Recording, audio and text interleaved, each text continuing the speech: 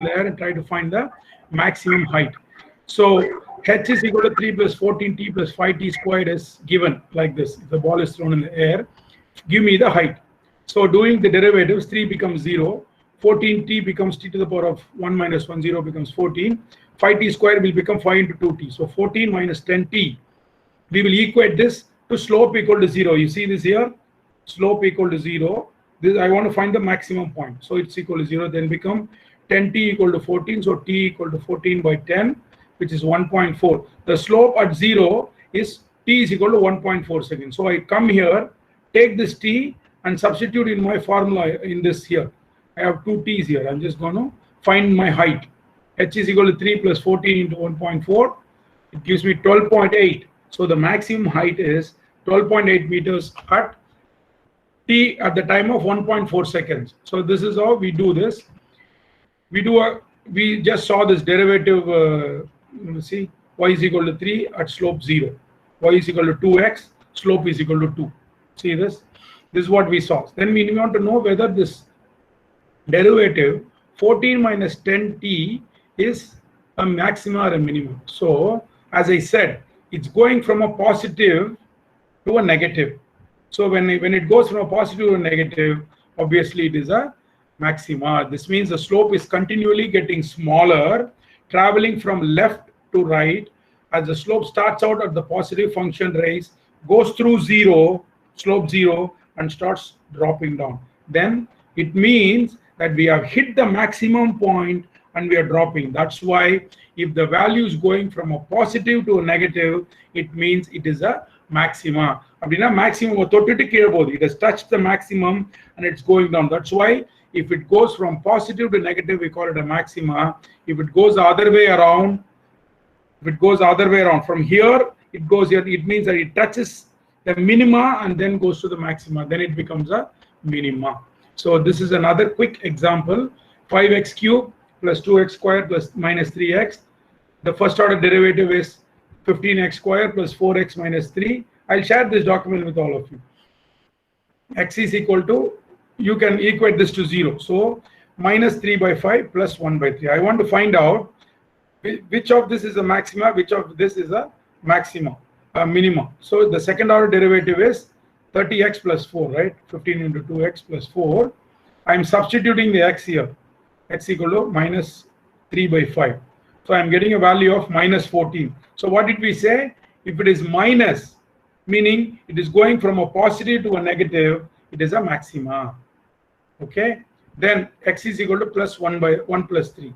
So you substitute this is plus. So it's going from a positive to a negative, then it is a minimum. So that is first order derivative. Will need to do twice here. Straight away you can look at this value. If it is negative, it is maxima. It is positive, it is minima. You don't have to get confused. It is ulta pulta. Negative means it should be minimum, right? But it is maximum. Positive means it's minimum. So you look at the graph.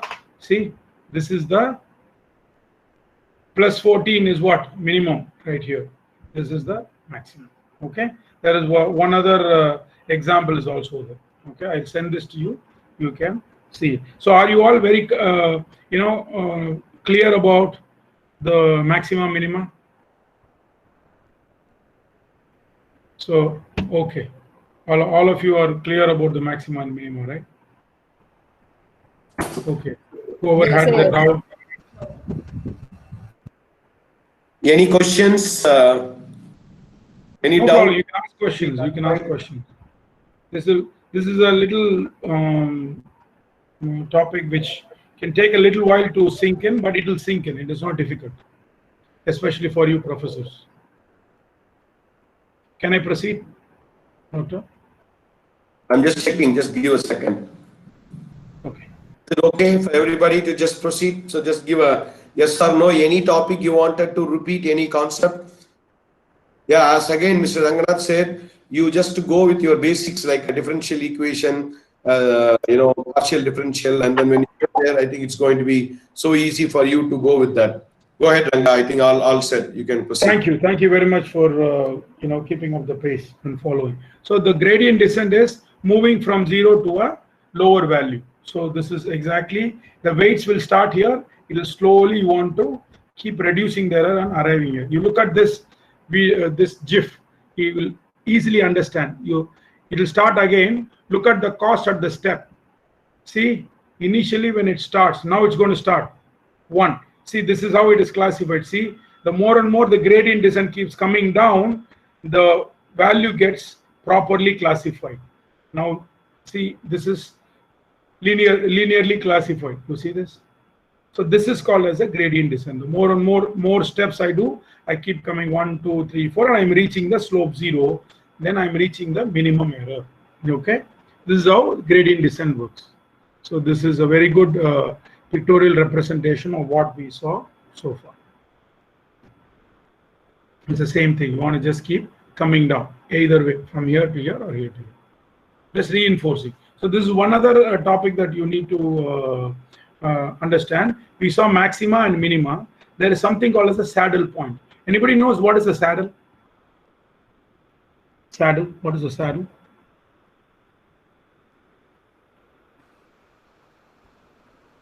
Tottil Tamil. Yes, madam. Tottil Tamil. Tottil, saddle, tottil. Okay. Saddle, madam. The cradle, madam. The cradle. Okay. Yeah. Minus point.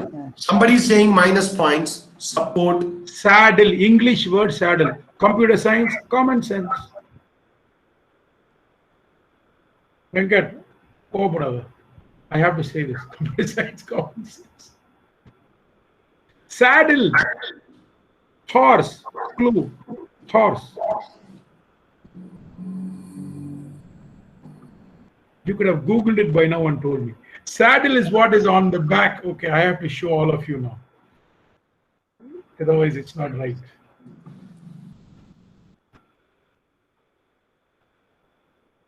Damn bully.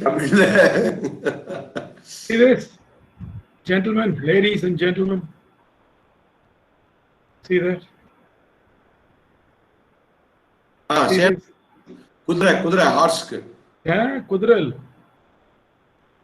குதிரை இல்லையா அது கழுதையா அது இல்ல நீ பார்க்க வேண்டியது தப்பா பாக்குறீங்க டாக்டர் நீங்க குதிரையை சுத்தி வராதீங்க சேனம்பா சேனம் அந்த இது பூட்டுறது what is this gentlemen ladies area for sit correctly so that you won't fall down exactly you fall okay so see how does it look it looks like this right yes okay seat on the horse okay see that's it so this is exactly like a saddle what happens when you hit a saddle point, meaning, see that maxima and minima we were saying, right?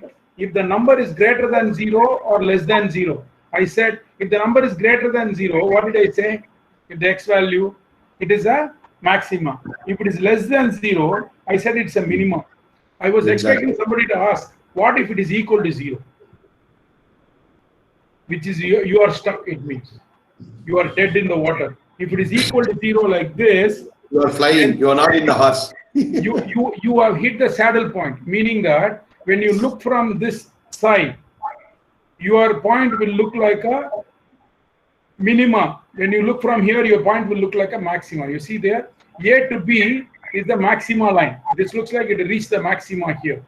When I'm going from C to D, it looks like I'm reached the minima. So it is a confusion. You don't want to land up in a saddle point. So there are a lot of optimizing techniques that you use in the gradient descent to not to land in a saddle point. So you need to know this maxima, minima, saddle points, those 3 buzzwords. Okay. So then, how does we said that there is going to be error? When there is an error, how do we correct in the machine learning is we will use different transformation methodologies to change the inputs. We will try to add more observations. We will try to play around with the variables. We'll do feature engineering. We will combine. We will split. We'll do a lot of things. But here, since we don't have any input, we are not allowed to give any feature inputs. It has to learn by itself. And one more thing I said, the weights are randomly assigned. I can't control the weights also. If I can control the weights, at least I can give a good output. Since I can't control the weights, I'm kind of stuck. So what Rosenbald did is he introduced something called as a learning rate. So what is that learning rate is, I will add a parameter called as learning rate to either make it move to reduce the error, right, and achieve the minimum error. So there are two types of things that we need to do. If you give a big learning rate, you will miss the you will miss the minimum. So if you you are here, let's say you are here, and then you give a higher learning rate, it will just not come here slowly. It should come here, right? And then you'll reach the maximum. If you give a higher learning rate, if it is here, it will go here, from then it will go here and it will go here. So what it did, you missed the minima, that is higher learning rate. If you give a small learning rate, that is also a problem because it will never reach it. Let's say you are giving a small change, slowly, it will never reach the bottom, right? It will take a lot of time. So we need to give a learning rate which is not very big, what is not very small. When it comes to deep learning, please remember this word, write it in bold and keep it. It is empirical. Empirical, the word, what it means is, it is all based on your experience and your research and how it worked for you for a certain project. There is no specific rule. You have to set learning rate like this. You have to set the weights like this. There is no given rule etched out. Deep learning is a black box. So you have to remember that the learning rate is also empirical. Most of the parameters, the moment you see a parameter in deep learning, immediately tell yourself or ask the question, is this empirical? The answer from the resource person or the teacher or your boss will be yes. Okay, learning rate is also empirical, but what we say is, for beginners, you better start from 0.001 or 0.01, or sometimes we'll also ask them to start at 0.1. Okay, these are all the learning rates. Okay, so these are some of the gradient descent methodologies, called as 3 different gradient descent, how the reduction happens. Like with this, how this reduction happens, there are 3 methods. One is batch gradient descent, stochastic gradient descent, and mini batch gradient descent. We will see this in much detail, God willing, when we have a advanced session. Okay. Yeah, one thing to add on the learning rate, that is one of the performance measure. Even in the college days, we don't want to put so much of age. We wanted to gradually learn. Like as Ranga says, it is configurable value. It's hyperparameter, and you have to slowly start and then slowly increase. You don't want even. That's the reason why we are trying to go in a paced approach. If you see all these 3 days, we are trying different methodologies to take a learning rate slowly. We are increasing it, right? And we start directly getting into machine learning primer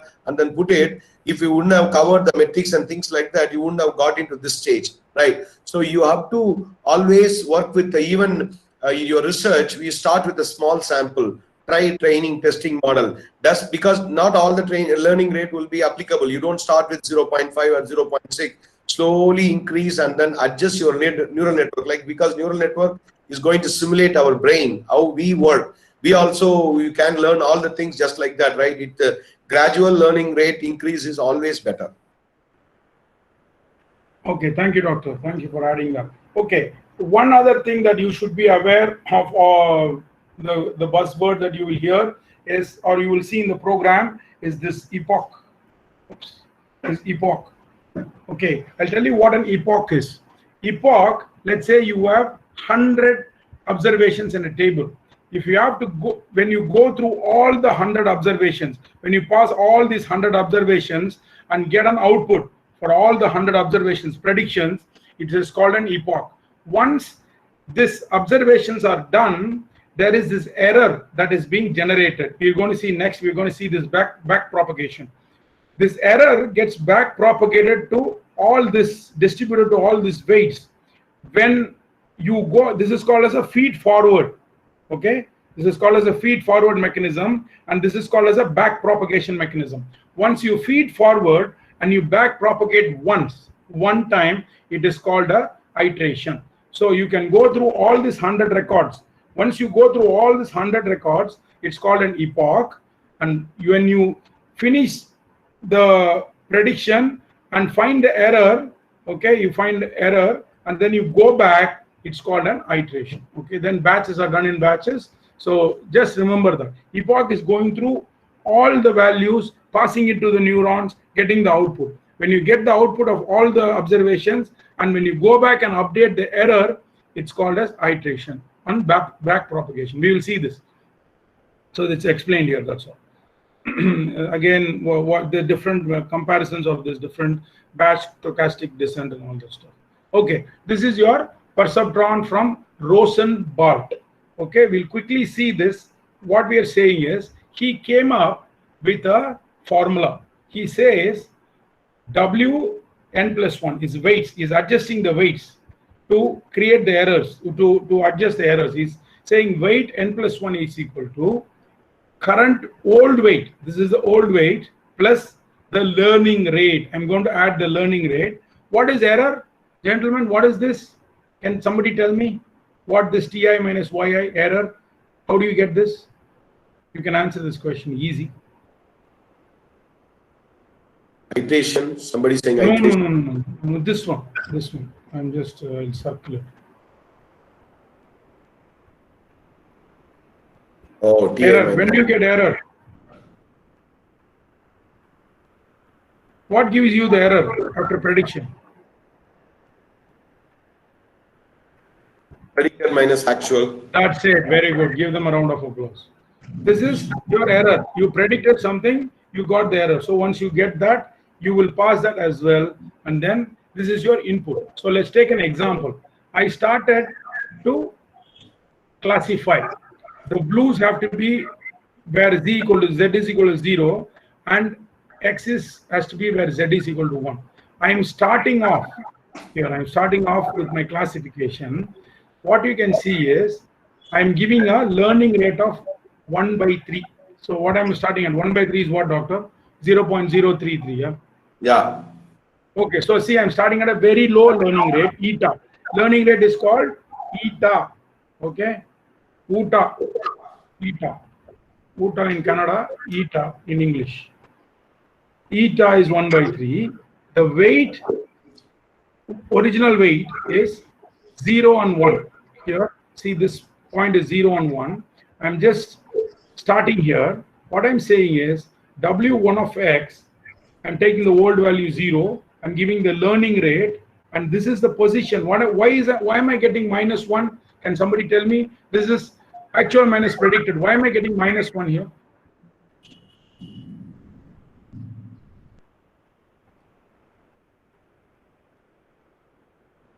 Because actual is 0. Actual is 0. I predicted what? What did I predict? Actual is 0. Where is my x?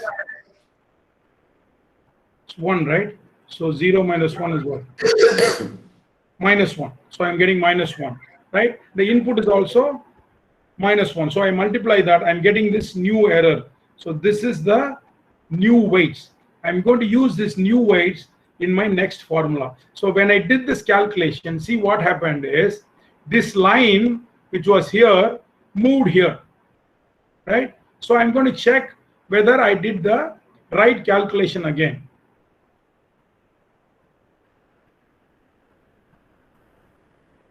Now I'm going to again calculate. So I know that this is also wrong prediction. So I'm going to again 1/3. Again, it's a wrong prediction. See, this weight changed here. See, I was using 0. Now I'm using this new weight I have calculated that came here. You see this? So I'm giving that here. Because of that, my value is increasing. The W is changing. The W2 of X position, X2 of X position has become 2/3. And the 2 of Y position has become 5/x into 1/3 into -1 into half. It's become 2/3. So 2/3 to 2/3. So I am moving my line to 2/3 to 2/3, right? So I'm getting a proper classification. So what I did is I'm taking the old weight and passing it on. So once I keep correcting this, this is how I train my perceptron. Okay, so this is the Rosenwald algorithm, where you will do an iterative algorithm to learn the weight. Is an iterative algorithm to learn the weight vector. Basic idea is to update the weights in proportion to the error contributed by the outputs. This is called as the backpropagation algorithm. So we will explain it with a program coming up. Very easy explanation here. I'll give you a simple example for this. So let's assume this is your, these are all multi-layered perceptron. Do you see a difference between this and this?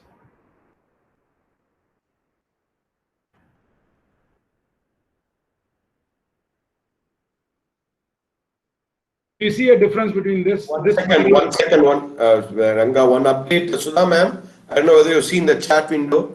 Some students are not able to open the link for the feedback and quiz. So, Okay, I'll check, sir. I'll check once. I'll update. yeah. Go ahead, Ranga. This is a multi-layered perceptron. See, if you have just input and an output like this, it is a single layer perceptron. This is a multi-layered perceptron. So you will have each and every input. You notice this, please. This neuron is connected to this hidden layer, is connected to this hidden layer, is connected to this hidden layer, is connected to this hidden layer. This is connected again to all the neurons here, right? See this? This is called as the dense network. Okay, it's called as a dense network, or it is called as a fully connected network. Whenever somebody says it's a fully connected network or a dense network, you immediately knows each neuron is connected to the other neuron. So these are all called as hidden layers. This is hidden. You can have how many hidden layers you want. You will see in the program. All this you will see in the program. So when there is an output, it will backpropagate the error to this. This will propagate to this, this. So to give you a simple analogy, you are making a presentation for your HOD. Your HOD has asked you to make a presentation because the dean asked for it. Okay? The dean did the presentation because the principal asked for it. The principal is the output. Okay? The principal sir is the output here. The principal sir is coming and telling the dean, hey, what did you do? What work is this? You made a lousy presentation. He says, sorry, sir. So the dean, in turn, has actually asked all the HODs to prepare it. So what he's going to do is, he's just going to go back to one particular department and start saying, what kind of an output you gave? Your PPTs are all wrong. The principal is shouting at me. Immediately what he will say, sir, I am electronics department. I gave you only 4 slides. Computer science department, you go ask, sir, why are you coming and shouting at me? ECE, you have to go there, sir. Civil department, you go ask civil department. Mechanical, oh, 4 slides were given by mechanical, civil, computer science, and ECE. So there are errors in all the total PPT. All of them made mistakes. So I can't just go back and scream at the electronics, say, hey, you gave wrong presentation. Whatever wrong I did, you tell me. You did 1 slide wrong. You did 1 slide wrong. You did 1 slide wrong. You did 1 slide wrong. Okay. This dean or the HOD probably has asked a couple of staff to work on it. Naturally, what this person will do, will go back to this lecturer and say, "Enna madam, I told you to prepare some 5 PPTs. You messed up." No, madam, I didn't do this. Revati madam did 2, Manjula madam did 2, Sudha madam did 3, Venkat sir did 5. Why are you screaming at me? Okay, sorry. Here, Venkat sir, you fix this. Sudha madam, you fix this. Okay, Manjula madam, you fix this. Revati madam, you fix this. What we are doing here? What are we doing here? We are finding the error and not just blaming one person, because To get this output, all these were party to the crime. Whatever wrong or whatever good, the same thing. If the dean says excellent presentation, I have to go and appreciate everybody. I have to go appreciate everybody. Same thing happens. If there's an error, the error gets equally distributed according to the weight. If you give 10 slides, and of the 10, of the 20 slides, you get 10 slides, you get 50% of the slides. So you will get a lot of the correction. So it is very simply, you can remember this. Whenever you get confused with this, 3 things you have to remember. Multilayer perceptron means there are hidden layers. Each layer, somebody is unmuted. Please mute yourself. Each layer is connected to the other layer, and whenever there is an error, the error gets equally distributed. Are we clear? Are we clear? Am I making sense? Are you able to follow me? Yeah, I'm hearing some lot of yes now.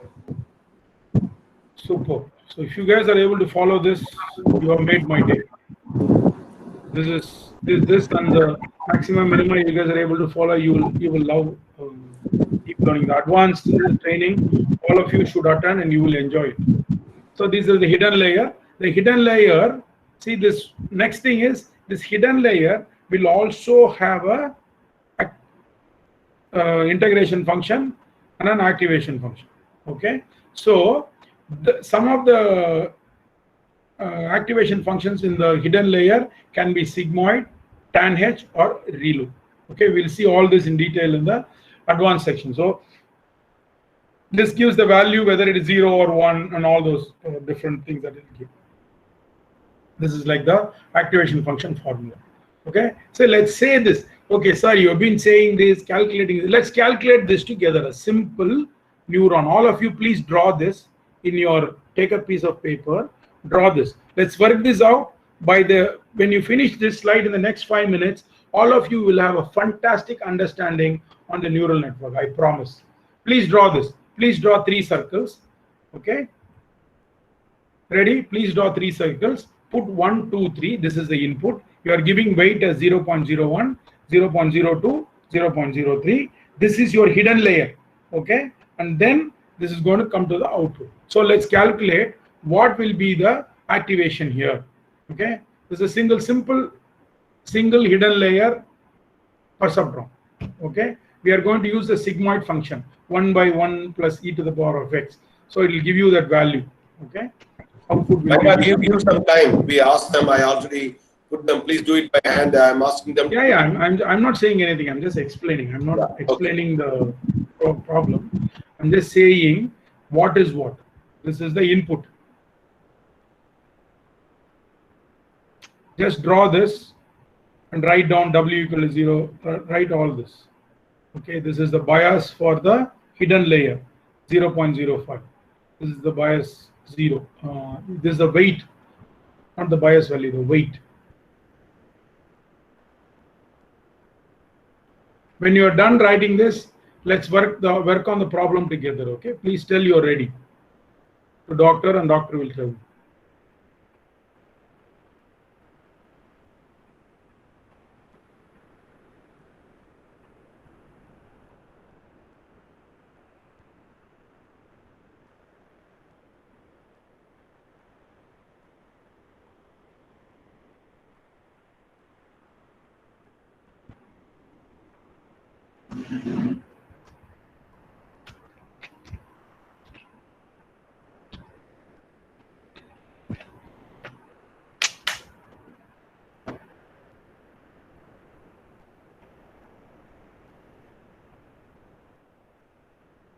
Can we go? Are we ready? 0.19. Already some people are giving answer. Okay, that's it.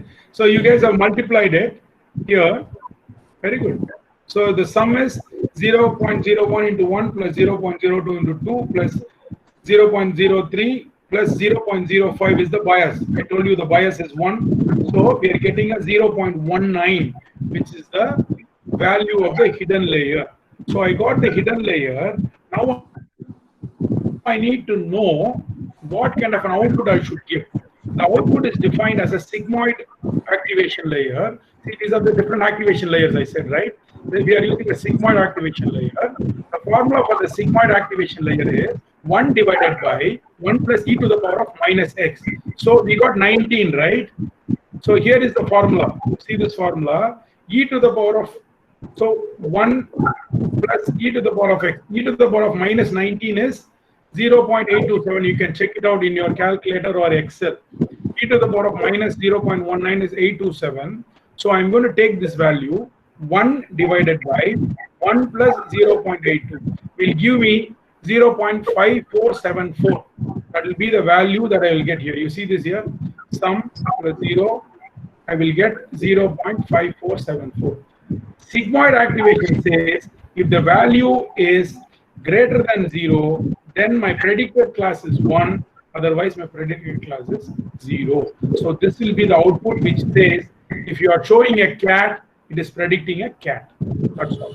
So this is what the sigmoid activation function is in action. So are you guys clear now on how the inputs are taken, weights are applied, how you are getting the output, and activation function is triggering and giving the prediction?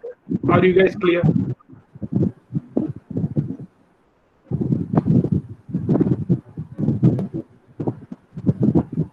Are they clear, doctor? Yeah. I'm hearing somebody is getting 0.547. Correct. That is the final value. Fantastic. Give them a round of applause.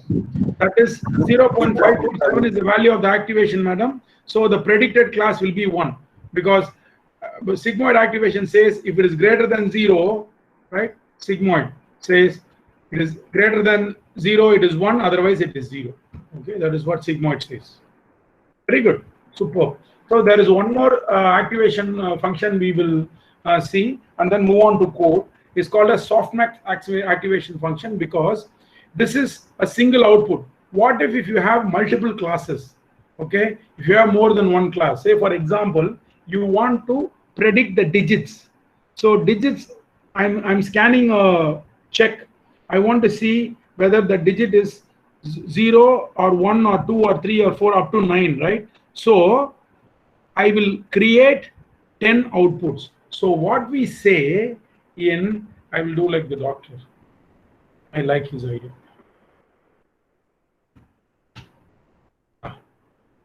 Yeah, this is very important because nowadays all the banking systems and all using automatic way of checking and then approving the checks numbers and things like that. So sooner we are all going for what do you call cashless systems, and already in Europe they are already using some of these systems. So okay, so you have like 0, 1, 2, 3, 4, 5, 6, 7, 8, 9. Okay, how many numbers are there here? How many numbers are there? How many digits are there? 10. Okay, so if I'm giving a check, I have to predict whether it is a 0 or a 1 or a 2 or a 3 or a 4. It is not whether it is a cat or a dog. Okay, if it is cat, give me 1, otherwise give me 0. No, I'm giving a check number. It has to read through that and tell me whether it is a 0 or a 1 or a 2 or a 3. So this is called as the classes when it comes to neural networks. This is called as a 10 class problem. Okay, for a 10 class problem, what happens is in your output layer, rather than having one single neuron, there will be 10 neurons. There will be 10 neurons. Of the 10 neurons, it needs to find out what number is there. So for that, we use an activation function called a Softmax, which uses the probability.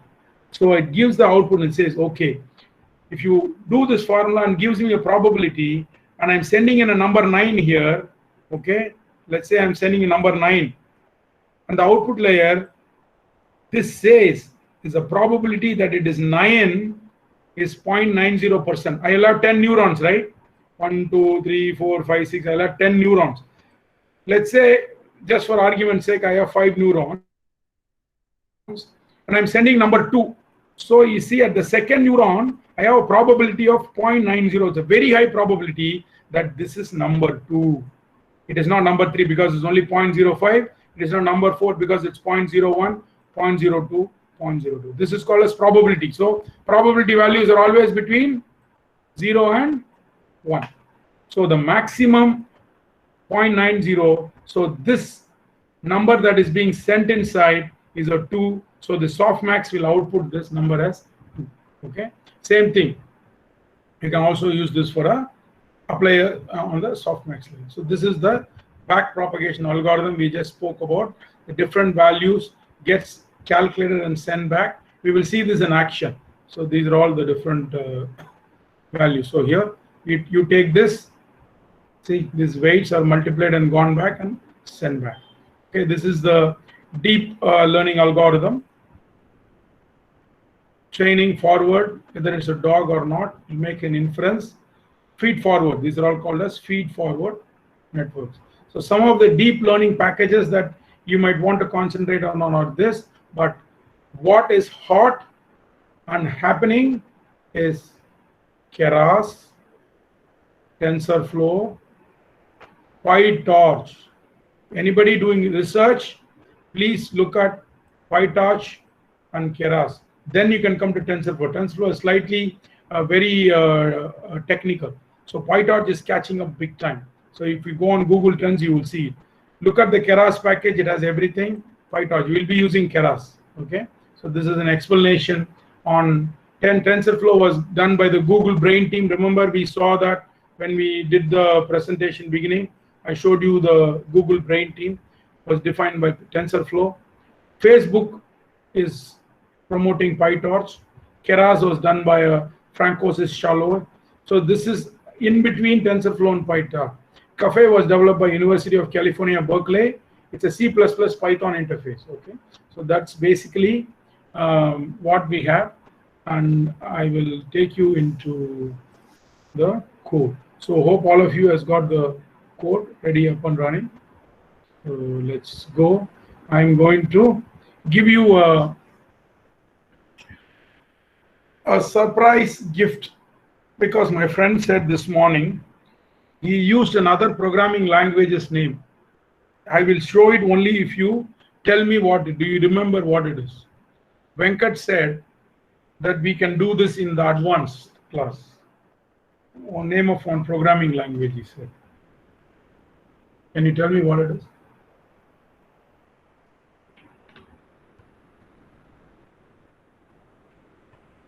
Getting the answer. R. Yeah. Very good. R. So you guys are so good. I can't escape now. So I'm going to give you all a pleasant surprise shock. I'm going to show you a neural network in R first. Okay. And I'll show you in action. No words. We will see in action how the program is so beautiful and easy. Once you understand the concepts, you don't have to do anything. Ladies and gentlemen, my dear friends, professors and doctors, trust me, I'll show you. Let's do the magic. Abracadabra. This is going to be, if I'm getting a concrete, I want to know whether my concrete's strength is good enough to build. So what I'm going to do is I have a concrete file, which I'm going to, this is R Studio. Okay. I'm just going to run this. So it will open up. So I'm going to come and tell where is my R file. I'm going to go to the spot where my R file is. I'm going to say, hey, where are you?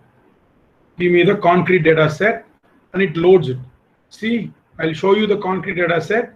It's got, I'm going to cover a lot of the concepts that doctor covered this morning. You can see in action. I'm not going to cover, I'm going to show it in action. Cement, slag, ash, water, superplastic, coarse egg, fine aggregate, strength. From this screen, okay, can you guys tell me, these are all different features. Venkat was saying something about normalization, standardization. Do you think this data set needs to be normalized?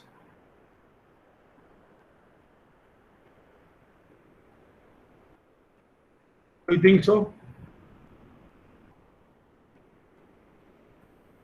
Yes. Okay, Venkat, you need to tell me how they're responding. Otherwise, I have to do back and forth. Sudha madam, can you please help me with the responses? No, I'm checking, Ranga. Sure, sir, sure. Yes, yes, they are telling yes. Okay, so very good. So we are going to normalize. I'm going to just run a function and I'm going to normalize this. And I'm going to show you the normalized data. Venkat was telling you, right? It's between 0 and 1. See, beautifully normalized. All of them. So it's not going to throw you out of, So I'm going to, I told you about splitting the test data and train data. I'm splitting 80-20. I'm moving the train and test. Okay. Now there is a library in R called as neural net. R is fantastic. If you are working on statistics projects and research, we would love to come and run R session. I love R. Library neural net. I'm loading the library. Watch this. Watch the magic now. Okay. I'm building a concrete model. I'm applying to the neural net the formula. I want the strength based on the cement, slag, ash, water, superplastic, coarse ag, fine ag, all the observations I'm telling. You take all this, give me a strength, take the data from the concrete train data. Okay, build my model. Tuck, model is ready. Are you ready now? This is the fun part. This is the magic part. Whatever you saw in PPT, you're going to see in action. Ready? 1, 2, 3. Ta-da! What is this? Ladies and gentlemen, what is this? Is this a single layer? X input, weights. Super. Is And it a the single bias. layer perceptron or a multi-layer perceptron? SLP, single layer perceptron. Everybody is telling. Everybody is saying what? SLP, single layer perceptron. See this? These are all your inputs. Weights randomly assigned. It generates, and see the bottom. See the bottom here. What it is doing? It is giving an error of what? 5.07 steps. I think it is a lot of error. So when I'm seeing the lot of error, I'm going to check how the predicted is. See, predicted model, I'm moving it in. I'm going to see a correlation between the prediction. See this? My prediction to the actual correlation it's only 80%. So 80% of the time it will be good. So can we try to build a more complex model is what I'm going to try. I'm going to say build a model. What is this? Can somebody tell me what this statement is? What it will do? This statement that I highlighted, what will it do? 5 hidden layers. That's what they're saying. Professor Vikas. They are saying, very good, man. These people are good. So I'm building a model with 5 hidden layers. It's taking a little while. As long as there is this red symbol, it means it's working on it. It'll come back. It'll just take a few seconds and it'll come back.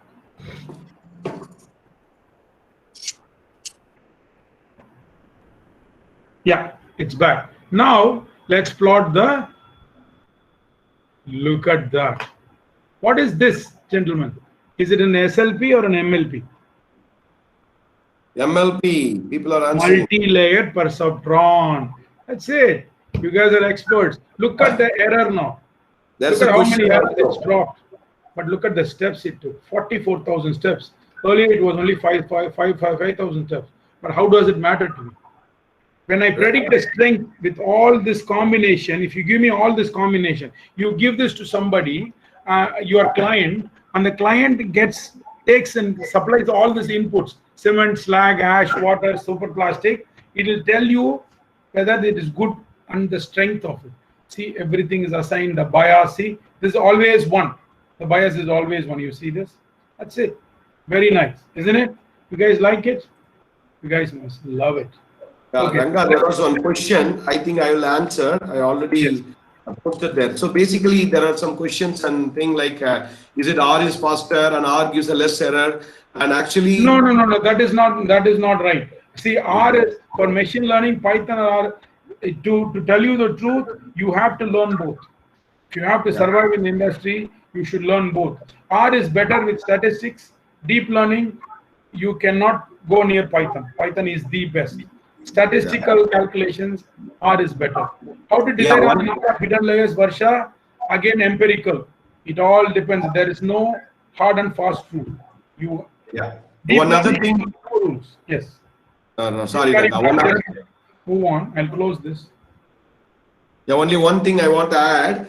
Basically, when I worked with one of the supercomputer of India, NVIDIA, so there we had like given one traffic image, not traffic image, one terrorist image. In Hyderabad, there was a bomb blast, right? So it was done by one person. He was in the traffic light, and the camera sensed it, but they could not detect, right? And later on, we got that image and then tried to use it. There are almost millions and billions of images were there. Doctor, 1 minute, sorry to interrupt. I request all of you to start the spider and open the program called Backpropagation demo.py. Carry on, Doctor. Yeah, so to do that, like what Ranga was showing about the digits. So digits are okay, more on, again for the digits, we need to do a lot of permutation and combination, right? So there is going to be a lot of looping. Then you cannot deal with your regular server, right? So you need to have a server with the parallel processing capability. We call it as a HPC, high performance computing. So both Python and R will give the reasonable results, same results, even Java also, provided you are using a good number of processors, parallel processors, and more GPUs, right? So that helps. That's where, maybe Friday, Ranga, when during the yes, we will show you. We will show. Even probably tomorrow, I will start off with after you are done, Doctor. I will just show them quickly do a CNN brushing, and I'll show them. I'll execute recurrent neural network next number prediction. I will show them in Google Colab. Excellent. Yeah, I think you can proceed with your. Okay, all of you, just if you are getting any, you shouldn't get any errors for this. Maybe next one you might get an error, but this one what we are going to see is we're going to see how this back propagation is actually working. So just execute the code along with me. Open this, and you have to keep looking at the bottom of the screen. So first import all this libraries, math library, random library, seeding, because you're going to do a random number seeding. Okay, I have given explanation right then and there. Underneath itself there is we are giving. So I'm going to run this neural network, and I'm going to ask you guys to explain. Ranga, actually one person was asking about the open back propagation file. Can you open it and show them again? I'm just it is right there on my screen.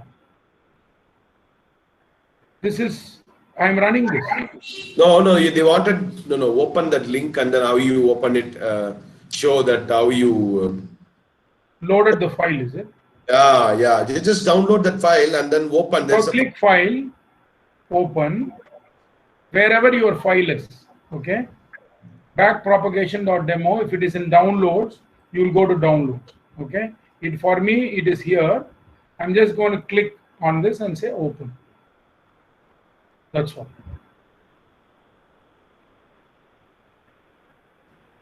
How about others?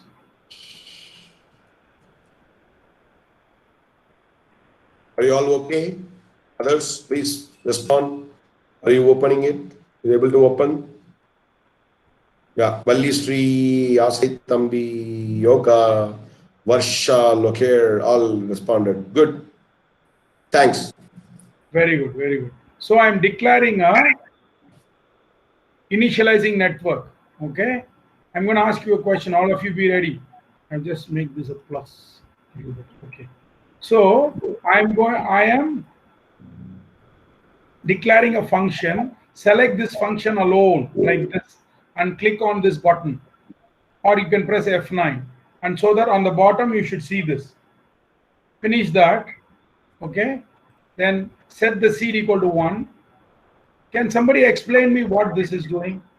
Network equal to initialize network. I'm calling the function here. What am I doing?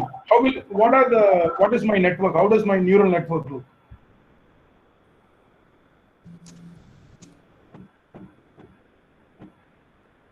How do you think my neural network will look? What will be the layers? What inputs, what outputs, what hidden layers I will have? No answer yet. When I execute this statement, I'm trying to build a network, right? Neural network. That's what is called as network. What will be my input layers? What will be my output One layers? layer. They're saying one layer. What one layer? I want answer, input, Two input layers, hidden output. two inputs, one hidden layer, and two outputs. Fantastic. Who is this? Uma Shankar. Very good, madam. How did you know that? No, it's Varsha. Varsha, ma'am. As a parameter. Exactly. Super. See, the parameter, as I told you, the answer is in front of you. Two inputs, one hidden, two outputs. Very good. So let's print it. So I want to print the layers. Okay. So here you see this on the bottom. When you please run this code, all of you, you see this, the weights, there are 1, 2, 3. Okay. And then this is one for the hidden layer, one bias. Then this weights for the 2. So we have 2 input layers and 1 bias layer. Okay, you can see this, right? So running the code, I have documented here so that you can read it whenever you want.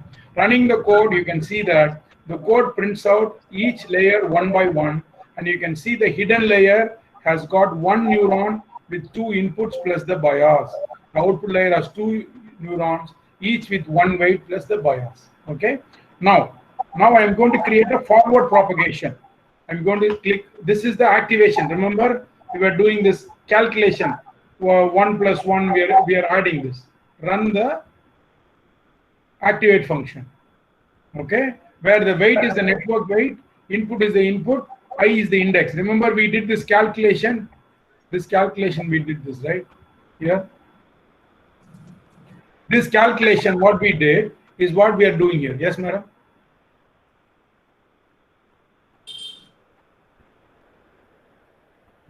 Okay, you are following, right, so far?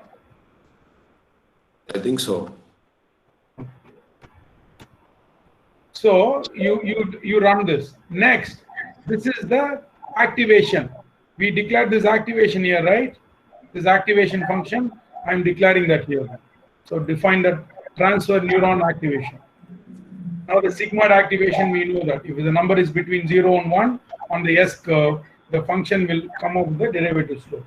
Now I'm going to give the input and output and transfer activation. I want to build the forward propagation network. I'm going to give the new input for all the neurons in the layer, create an activation function, and then also create the output, and then transfer the activation function there, and then output the neuron in the inputs. Run this. Here, whatever I just explained is written here. You can see that the neuron's output value is stored in the neuron with the name output. You can also see that we collect the output from the layers, all the layers, and we put them in an array called as new inputs called append, new output. Now you know why we taught you all that input, append, array, everything. See, you are able to connect here. Then it becomes the array input for the following layer. So we collect all this and then supply it to the next layer. Okay. So I'm going to test the forward propagation. I'm going to pass this weights. Okay. Where am I getting these weights from? Remember this first one, we built the layer network on the bottom of the screen. Here we built it, right?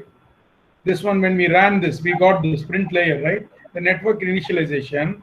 I'm going to take those errors, 1.3, 0.8, 0.7, and I'm going to supply this, and I'm going to find out, see, network, row. This will take this and run this forward propagation network for me and execute this.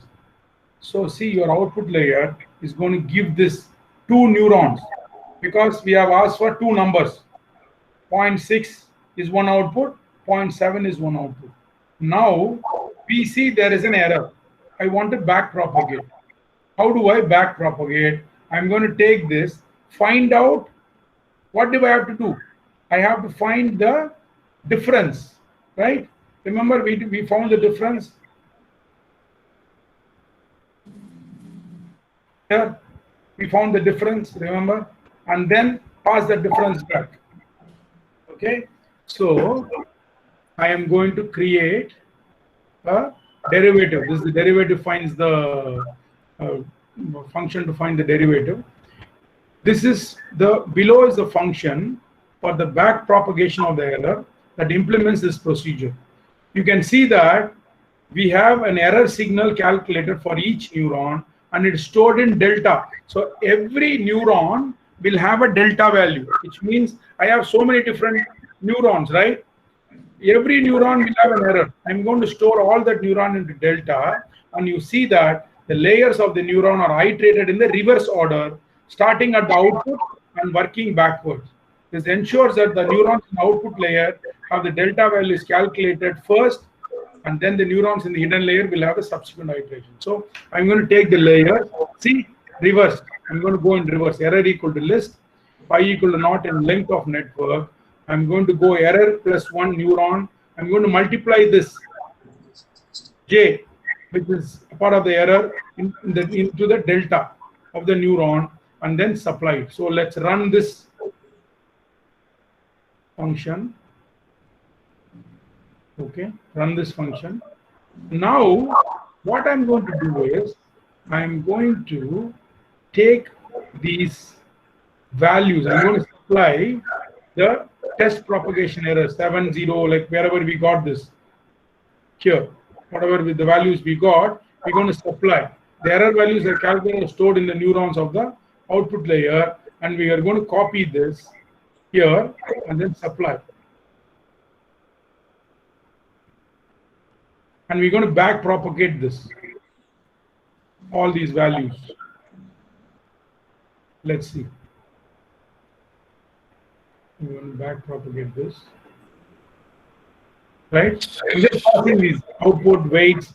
These are all the weights I'm passing with the back propagation. I'm going to print the layer out now. See here, what do you notice? You get all the output. For this output, we got two outputs, right? 710 and 62. We got these two outputs here, remember? Here. Here, we saw this. See this? These two outputs, I am going to give the weights. And what am I supplying? I'm also supplying the delta value, which is the error correction which has to be done. I'm supplying this for two neurons going back. The error values are calculated and stored in the neurons for the output layers. The output is this. These are the weights. This is the delta value. These are the weights. This is the delta value. This is the weight. This is the delta value. Why are you getting this thing? Hidden layer has one neuron, two input weights plus the bias.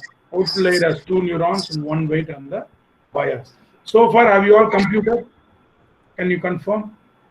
Because next we'll update the weights and see what happens. So far, have you come? Checking. Yes, because Uma, Basha. Are you able to relate to what we saw in theory and practicals here? Sampada Gulavani says yes. Yeah. Dubai. I would request all of you to try it, please. Because all of you try. Now, yeah. Thank you. Now we have updated the weights and trained the network. The network is trained using the stochastic gradient descent. See, all the words that we saw are coming here. We have used the stochastic gradient descent to reduce the errors. This involves multiple iterations. See, I said iteration of exposing the training data set to the network, following the forward propagating and backward propagation of error. I told you, right? Go forward and backward propagation. What did I tell you? Going forward and propagating that error, I told you a word along with the gradient descent. What was the word? I said epoch, and I said another word when we do a forward propagation and a backward propagation of the error. They say feed forward. No. I get epoch, and then I said another word after epoch, which is the propagation of the error back. When I go in the front and come back and update the error, it is called what? Starts with I. T. E. Iteration. Okay, very good, thanks. That is called an iteration. So we update the weights, weight equal to weight plus learning rate into error into input. Okay. So here I am introducing this learning rate to update my weights. Okay. So this is the update weights for in the range neuron output for the neurons in the network I-1. I want you to take the old weight plus the learning rate plus the neuron into delta plus the inputs. Remember this formula? Gentlemen, see this formula? Old weight plus learning rate plus the delta plus the input. Exactly the same. Old weights, new weight, neuron weight equal to old weight plus C plus equal to, we showed this also. This is the same as neuron weights equal to neuron weights plus 1 underscore rate into neuron. This is the same as this. Okay. So into neuron delta plus input of J. So let's execute this. Are you following this? This is the back propagation. It is going to do this error update. Same formula. Neuron weights equal to neuron weight of J plus L rate into neuron delta plus input of J. Now train the network. I'm going to train the network now. What is this? Train the number of fixed epochs. What is an epoch? What did I tell you is an epoch? What is an epoch, guys?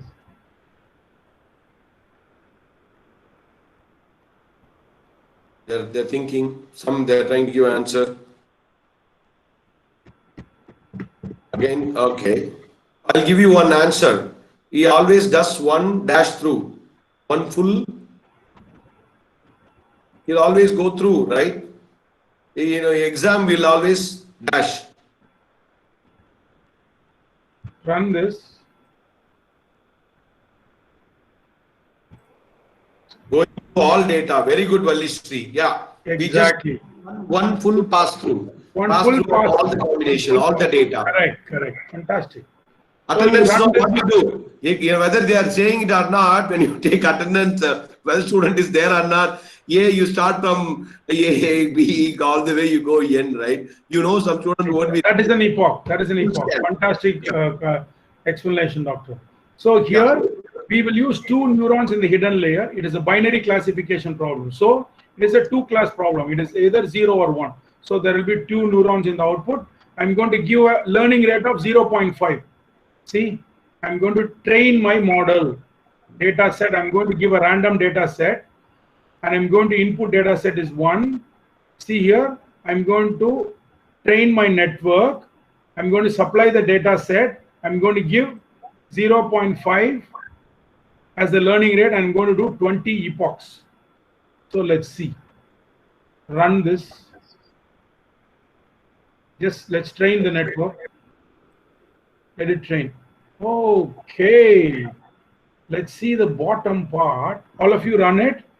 If you can see on the first epoch with the learning rate 0.50, the error was 6.35. Then it back propagated, became 5.5. Back propagated. Look at that. At the end of 20th epoch, what is my error? 1.132. It reduced from 6.35 to 1.132. That is why how it just learned by itself. What it is doing? Oh, there's an error. Okay, let me learn. It's an error. Correct it, correct it, correct it. It is self-correcting itself. All of you are with me? Able to follow this? See, this is the new weight. So I'm going to take all these new weights and I'm going to start predicting now. See this 1.46 I've supplied here. I've just supplied that here. See this? This will keep changing. So you can supply this to this data set. And I want to see how the prediction is. Let's run this. Let's run this and see what will be my prediction. Okay. So what I'm saying, the data set I'm saying is, these are my inputs. See, these are my inputs. This is my output. So this is a weight, 2.7, 2.55. So I'm expecting that to give me 0, 0, 0, 1, 1, 1. Okay, 1, 2, 3, 4, 5, 1, 2, 3, 4, 5. So 5 zeros and 5 ones. So let's supply this data and ask my neural network to predict and see what happens. Wow, see this? Expected 0 got 0, expected 0 got 0, expected 1 got 1. So this is literally almost 100% correct. This is not good because 100% correct is overfitting.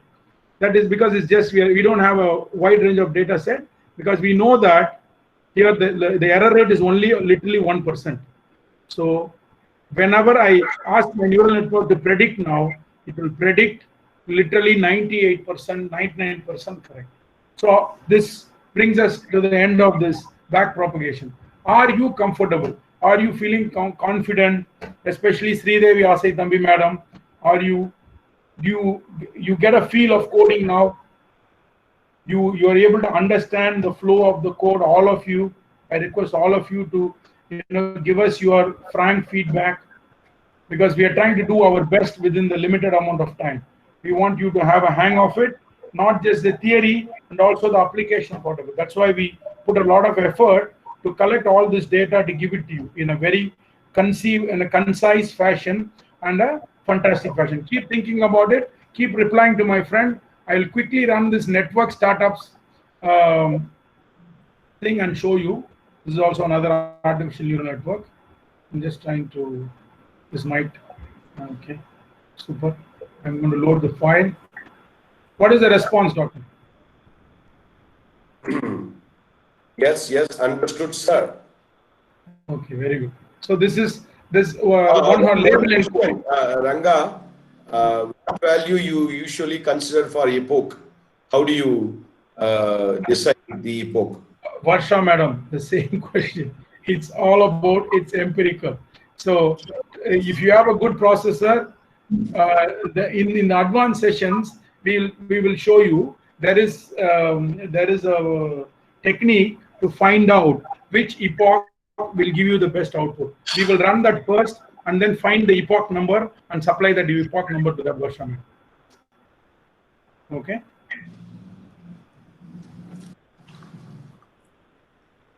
That comes under the Keras is not installed because professor. What do you do? What do you do? Says Keras is not installed. What do you do, sir? How would you solve that problem, professor? How do you solve it? Install it. How do you install? Install it in command prompt. How would you? Just give me the command. Command. If you give us the command, we'll feel so happy. Superb. Doctor, did you see that? We have Python experts already. Yes, professor, try it. Okay. So I think this is going to also give you a same. I'm going to build a model with a dense layer. Sorry. And I think, doctor, you can get your video ready. That's it. I'm done. Any questions? Okay. I'm ready to take. I'll just run this model also and show the. I'm just building. So I'm building just 100 epochs prediction. So this is, I'm checking the RMSE value. It is this, and I'm going to plot and show you that. Here the plots will be here. See this? The correlation is 95%. It is giving me the right answers. So if you look at it, it is giving me good predictions. So I can use this model to predict the. This is an example of if I start a company. If somebody comes and tells you these are all the functions I'm giving you. Say for example, where is that function? Where did I move it? Startups. If somebody comes and tells you, okay, this is the R&D spend I'm going to make, this is the administration, this is the marketing spend in this state. If I start a company, will it be profitable? Somebody can come and ask you. You can use this artificial neural network model, supply this to it and say whether you will be making profit and how much profit you will make. You'll be able to predict. Okay. Thank you very much, ladies and gentlemen. Any questions I'll take. I'm very happy that you guys were able to follow, and hopefully you all liked the session since morning till evening. It was very informative and it had contributed to your knowledge, we hope. Thank you very much. Any questions? I'm ready to take. Otherwise, doctor can go ahead with this. Yeah, you stop presenting, Ranga. Yeah, I stopped. So you can tell us how you feel.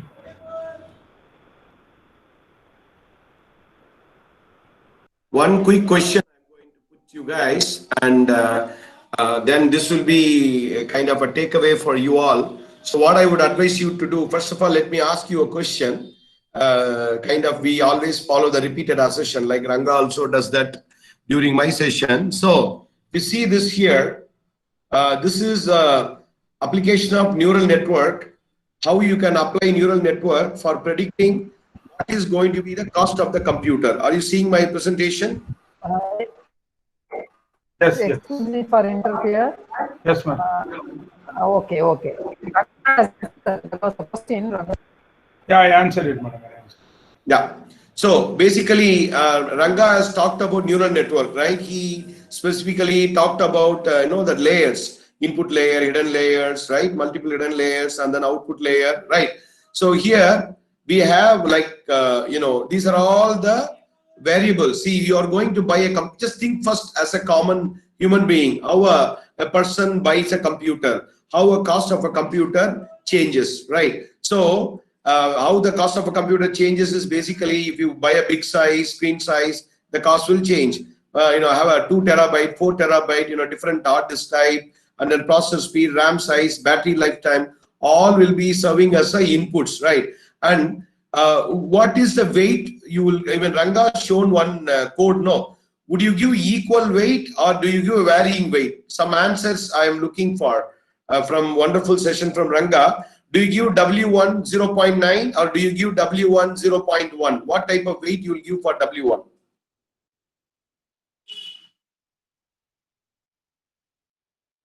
Any answer you are getting, Ranga? For screen size, for the cost of the, see, basically, Yeah, saying varying weights, and Sangamesh sir is saying 0.9. Oh, really? Okay. So the computer cost is basically only on a screen size? Not really. You can probably, between the screen size and the processor speed, probably, that will have, like, for example, 0.4 and 0.4, then RAM will be 0.2 and hard disk probably 0.2, and the rest could be, varying, right? And always, if you see that, we are fixing the bias as 1, okay? And then if you have this, what I would suggest you go and then like he has shared with you an Excel sheet, you try to build one Excel file, try to fill the values of these different sizes and things like that, and then take that as your input and then trying to build your own neural network and see how you can predict the cost of the computer. When you give a new values of screen size, 15 inch, 13 inch and 4 terabyte, changing this, how that activation function works, is it really giving the correct results, and then what type of errors we are getting, right? All those things, I would suggest you guys to look through, right? That's the takeaway for you. Now, without delay, I am just going to play one video. Hopefully all can. Success means different things to different people. For some, success might be financial achievement, becoming a millionaire, for example. For some, it might be accolades. For sportsmen, it may be trophies, championships, or medals. For some, being successful might simply mean achieving a state of wellness, health, or happiness. Venkat, the audio is echoing, Venkat. Can you fix that? It's echo. It is not like One second. Can you, other people, maybe some other audio is on, then it will not work effectively. Others, please. Yesterday was good. Yesterday was good. Yeah. I think there was. I've increased the volume. I think any other mute is there. I think just put it on mute. So let me again try.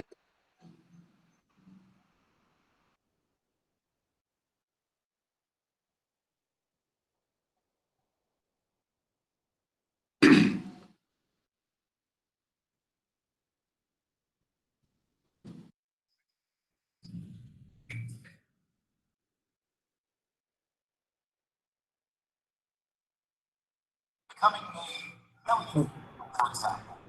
For some, it might mean accolades. That's good. Good.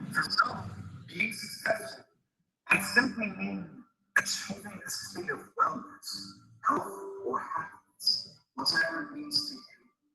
Take note of these 10 habits, all successful. They apply to any area and any meaningful success. Number 1, they set goals. I tell you never had successful because the chances of you finding what you want without a clear target to move forward are right around the ceiling. If you don't know where you're going, you might not someplace you didn't want it to be. Setting goals priority your aim seeking success.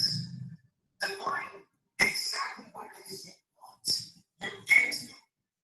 Write down exactly what is required to get there. Make goals. Make sure you're applying your reason for doing what you must do is your. So when you hit those goals, you can still as they always do. You have to strike that purpose to keep going. They take responsibility for their life. Now, our collective about successful people is they take responsibility of success and the failures in their life. I'm going to say, they never play it. Some of us will not even play others.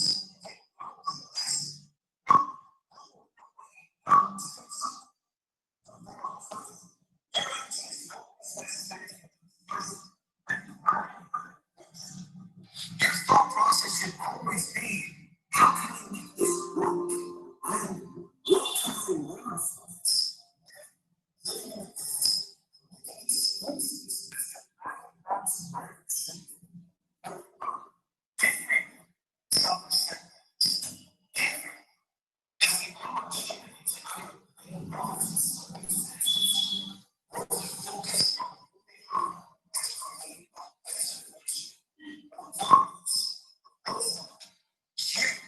Decide what you want to do now. Number 3, they have great self-esteem. This is a strong faith about success. And it is one of the developments of this yes. They are also unsupervised also important to self-discipline.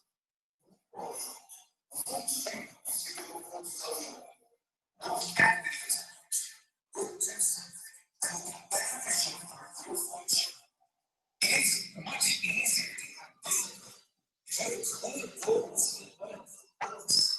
Sometimes distractions. Number 4, they are obsessed with self-development. You can't really find success if you have goals. Just that you know it is human nature to want to grow and learn new things. They open to learn new things and develop your life through gentleness on the outside. So that's they ladies and gentlemen, last night, I was successful people. I was afraid of mistakes and still wrong for 2 minutes not to move. They know that not successful.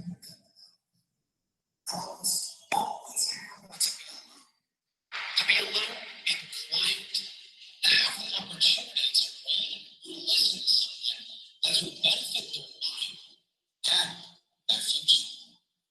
If you're not a reader, try audiobooks. Open book on your car, in the gym, while you shower, and use time that might normally be wasted to gain new skills, new strengths. Number 6, they manage their time well. Time management is essential to success. Unsuccessful people usually get stressed and overwhelmed with too many tasks. Successful people are rarely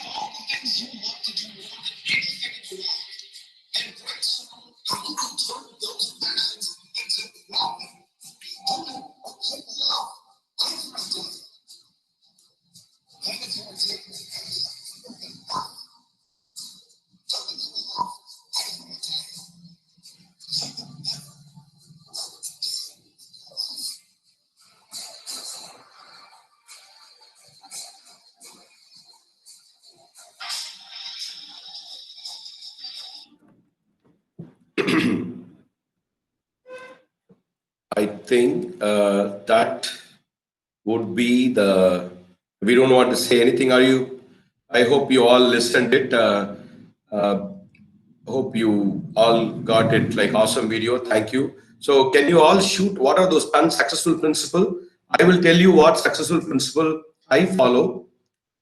Very simple successful principle I follow.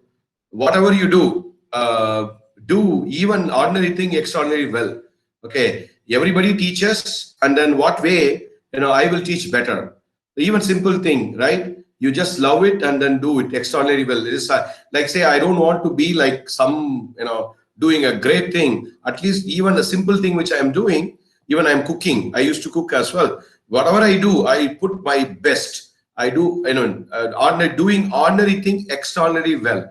Even a simple thing, you do it extraordinary well. Always try to get into a perfection. So that is what, the principle, of course, they finally said, like, do what you love. So we love whatever we do. It's basically, that's a result of, being successful. So with that, we are closing the session. And any questions before we close the session? I think we'll just pass on to Madam Sudha ma'am, Ali Rani ma'am. Just we have just sent since some of the participants requested program assignment, Doctor, I just sent 2 program assignments to Excellent. Participants do. Hope you all enjoyed the sessions. Good or bad, tell us. We will love to hear. thank you all for your wonderful participation. And it is also important that we have a wonderful students. So you guys are great. Wonderful students and wonderful participants. We would love to see participants like this. At least I would say like 40% are all almost involved, and some I think they're all taking notes, and they still didn't get their moment. I think most of you, I started seeing it, you are giving some kind of inputs and then answering questions. Okay, so continue that. So we are almost in the 60% of the stage. So tomorrow there is going to be another exciting session. So we'll be covering some of the clustering we'll be covering, and then Ranga will be covering more text mining and NLP.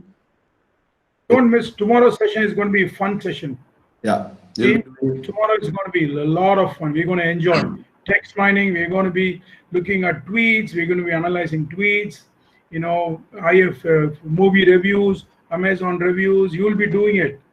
Okay, and we will be showing you how the natural language processing is going to help you. We're going to show you, text to speech conversion. You can record the video and it will record your audio and it will convert it into text. You will see all that. Okay, be prepared tomorrow. Excuse me, sir. Ranga, sir. Yes, sir. Yeah. Sir, I am facing the problem of that spider, sir. I am not able to access the spider program, sir. So since yesterday also I didn't not able to access the files, sir. So if you are free, if you are okay, if you are not got exhausted, so could you help me, sir? Now. Sure. What is that you are having? Sir, today you have gone for one programming, that Backpropagation. Correct. That also I was not able to find, sir. No, what is, you're not able to find where the file is? Yes, sir. I'm not able to find the file. You I'm not able to open. Just share your screen. Yeah, exactly. I stopped my presentation. Yeah. You can share your screen. Okay, sir. We'll help, Others can drop off. Whoever wants to stay can stay. Others can drop off. Thank you, everyone. Thank you, everyone. Good night. Yeah. See you Show tomorrow. my face so that 9 o'clock. 9 o'clock. See you all tomorrow. 9 o'clock. Bye bye.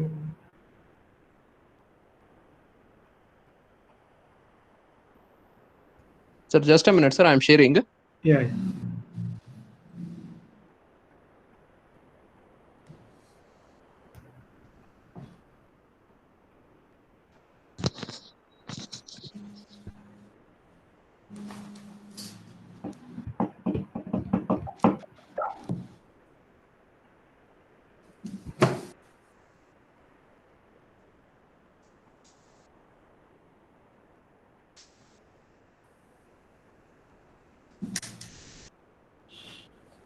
Sir, can you be able to see, sir? No.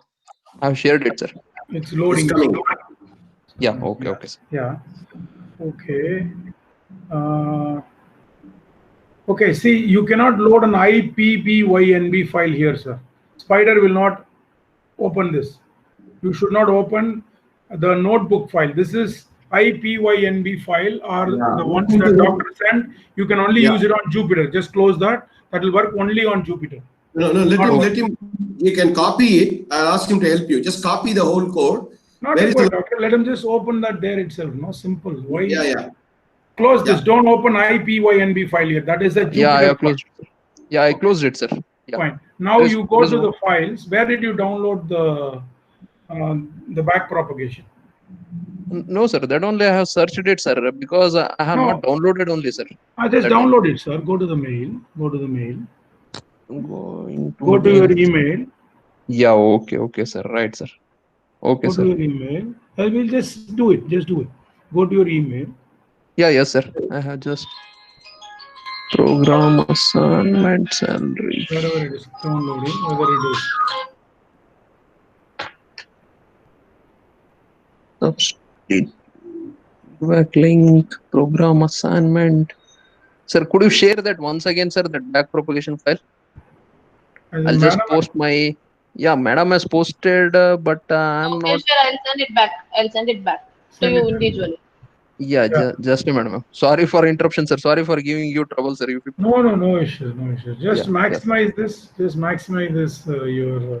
Yeah. I'll maximize this. Okay. Okay. You're this vector. You like this like this? Fine. Okay. You will have to see your output on the right hand side. Yeah, yes, sir.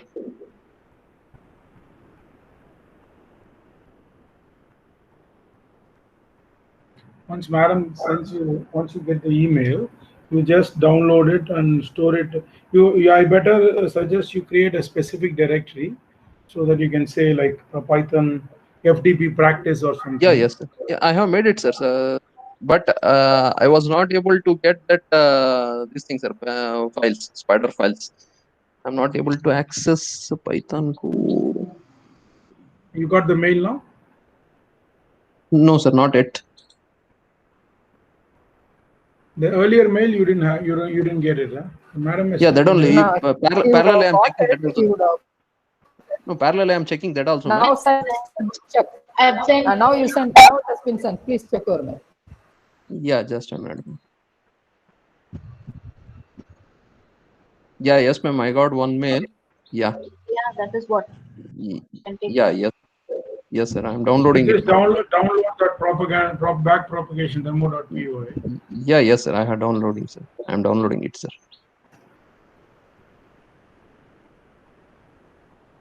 Shall I stop recording, sir? Yes, madam. Please stop recording. Okay, thank you.